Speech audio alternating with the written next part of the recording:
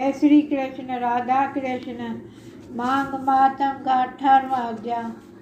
श्री वशिष्ठ ऋषि कहने लगे, हे राजन, मैंने दत्तात्रेय जी द्वारा कहा, माघ मासम का।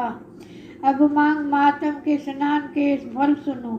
हे परतप, माघ स्नान सब यज्ञों व्रतों का और तपों का फल देने वाला है। माघ मास में स्नान करने वाले स्वयं तो स्वर्ग में जाते हैं, उनके माता पिता दोनों कुल का भी स्वर्ग प्राप्त होता है। जो माघ मास में सूर्योदय के समय नदी आदि में स्नान करता है, उसके माता पिता के 7 कुलों की पीढ़ी स्वर्ग को जाती है। माघ मास में स्नान करने वाले दुराचारी और कुकर्मी मन सभी पापों से मुक्त हो जाते हैं, और इस मास में हरि का पूजन करने वाला पाप समुदाय से छूटकर भगवान को सदृश शरीर वाले हो जाते हैं। यदि कोई आलस्य भी माघ में स्नान करता है तो उसके भी पाप नष्ट हो जाते हैं। जैसे गंधर्व कन्याएं राजा के शराब से भयंकर कल को भोगती हुई लोमेश ऋषि के वचन में माघ में स्नान करने से पापों से छूट गई। यह वार्ता सुनकर राजा दिलीप विनय से पूछने लगा, हे गुरुदेव, ये कन्याएं किसकी थी? उनको कब और कैसे शराब मिला? उनके नाम क्या थे? ऋषि के वाक्य से कैसे शराब मुक्त हुई और उन्होंने कहाँ पर स्नान किया? विस्तार पूर्वक सब कथा सुनिए। वशिष्ठ जी कहने लगे, हे राजा, जैसे अररी से स्वयं अग्नि उत्पन्न होती है, वैसे ही यह कथा धर्म और संतान से उत्पन्न होती है। हे राजन, सुख संगीत नामक गंधर्व की कन्या का नाम विमोहिनी था। सुशीला तथा स्वर वेदी की सौमिरा, चंद्रकांत की सुतरा तथा सुप्रभा की कन्या चंद्रिका, ये 5 सब समान आयु वाली तथा चंद्रमा के समान क्रांति वाली और सुंदर थी। जैसे रात्रि को चंद्रमा शोभायान होता है, वैसे ही पुष्प के कलियों के समान खिली हुई यह अप्सराएं थी।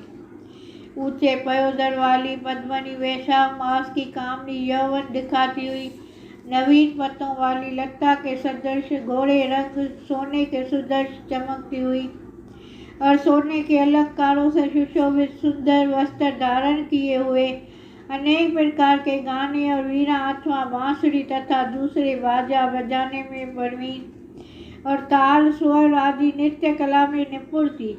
इस प्रकार वे कन्याएं क्रीड़ा करती हुई कुबेर के स्थान में विचरती थी।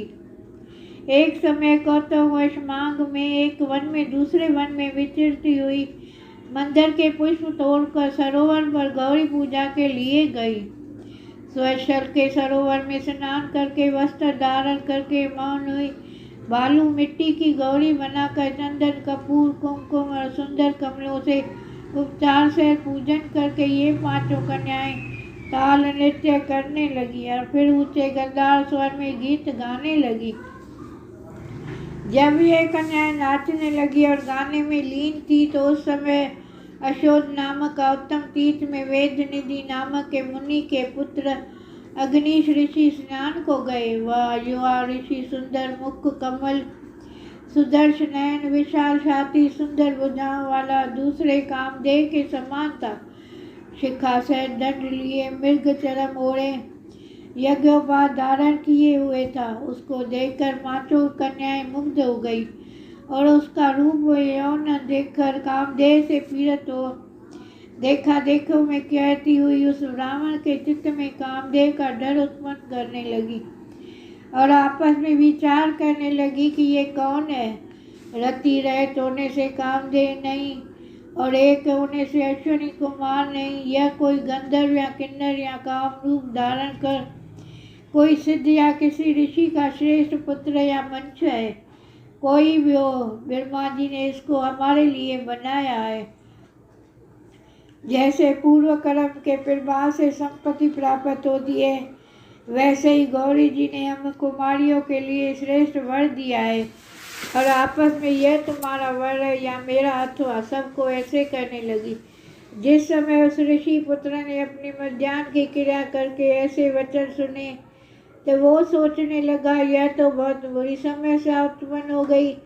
ब्रह्मा विष्णु महेश आदि देवता तथा बड़े योगीश्वर भी स्त्रियों के ब्रह्मजाल में मोहित हो गए हैं। इनके तीक्ष्ण बाणों से किसी का मन रूपी रण घायल नहीं हो सकता। जब तक नीति और बुद्धि रहती है तब तक पाप से भय रहता है। जब तक गंभीरता रहती है, यम विधि का पालन होता है, तब तक मनुष्य स्त्रियों को काम रूपी बाणों से बींधा नहीं होता। ये मुझे उन्मत्त मुक्त कर रही है। किन गुणों से धर्म की रक्षा हो सकती है? स्त्रियों के मांस, रक्त, मल मूत्र से बने घृणित और अशुद्ध शरीर में कामी लोग ही सुंदरता की कल्पना करके रमन कर सकते हैं। शुद्ध बुद्धि वाले महात्माओं ने स्त्रियों के पास रहना कष्टकारक कहा है। सो जब तक यह पास आए घर चलना चाहिए। अतः जब तक वह उसके पास आई वह योग बल द्वारा अत्यंत अंतर्ज्ञान हो गया।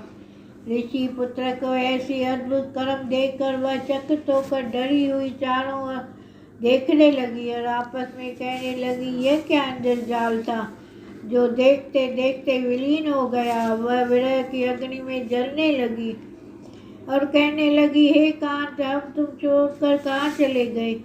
क्या तुमने ब्रह्मा ने हमको विरह रूपी अग्नि में जलाने के लिए बनाया था? क्या तुम्हारा चित्त दया रहित है जो हमारा चित्त दुखाकर चले गए? क्या तुमको हमारा विश्वास नहीं? क्या तुम कोई मायावी हो? बिना किसी अपराध के हम लोगों को क्यों क्रोध करते हो? तुम्हारे बिना हम नहीं जिएंगी। जहाँ पर आप गए हो हम शीघ्र ही ले चलो, हमारा संताप हरो और हमें दर्शन दो। सज्जन लोग किसी का नाश नहीं देखते। माघ मातम का 18वां अध्याय समाप्त हुआ। जय श्री कृष्ण। राधा कृष्ण।